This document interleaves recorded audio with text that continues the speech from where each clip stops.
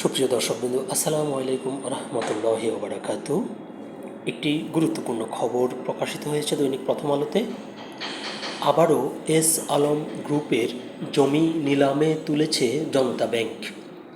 S Alam গ্রুপের company S Alam sugar refine industry লিমিটেডের জমি নিলামে তুলেছে রাষ্ট্রীয় মালিকানাধীন Janata bank. S Alam sugar refine industry লিমিটেডের কাছে ব্যাংকটির পাওনা 1,777 কোটি টাকা।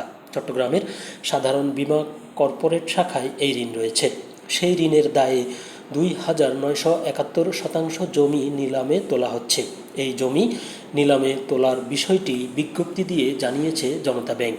জানা গেছে, জনতা ব্যাংক থেকে নেওয়া এস আলম গ্রুপের 10,000 কোটি টাকার ঋণের প্রায় পুরোটাই খেলাপি হয়ে গেছে। ফলে প্রতিটি ঋণের বিপরীতে যে জমি বন্ধক দেওয়া হয়েছে তা একের পর এক নিলামে তুলছে জনতা ব্যাংক। ব্যাংকিং আইন অনুসারে প্রথমে জমি নিলামে তোলা হবে, তা না হলে অন্য প্রক্রিয়ায় এই অর্থ তুলে নেওয়া হবে। এর আগেও জনতা ব্যাংক খেলাপি ঋণ আদায়ে এস আলম গ্রুপের জমি নিলামে তুলেছে। 1,850 কোটি টাকার খেলাপি ঋণ আদায়ের জন্য 20 নভেম্বর 1,860 জমি নিলামে তোলা হয়। গ্রুপটির সহযোগী প্রতিষ্ঠান গ্লোবাল ট্রেডিং কর্পোরেশন লিমিটেডের কাছে এই টাকা অনাদায়ী ছিল। জনতা ব্যাংকের চট্টগ্রাম সাধারণ বীমা ভবন কর্পোরেট শাখা থেকে এই ঋণ নেওয়া হয়।